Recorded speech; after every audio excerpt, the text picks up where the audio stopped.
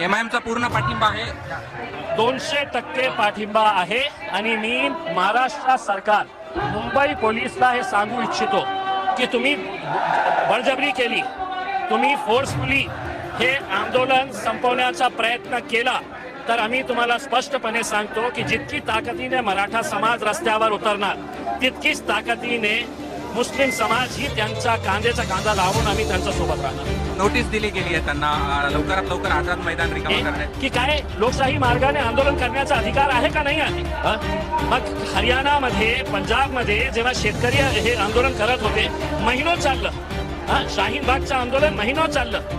या आंदोलनामुळे सरकारला भीती का वाटतं की 5 दिवसामध्ये ते नोटीस काढतात आणि सांगतात की घरी जावा करते असते? करू द्या ना शांतती मार्गाने.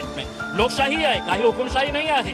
माझी विनंती जरांगे पाटील साहेब आणि त्यांच्या सगळ्या समर्थकांना, ते आमदार खासदारांना उचलून आणा.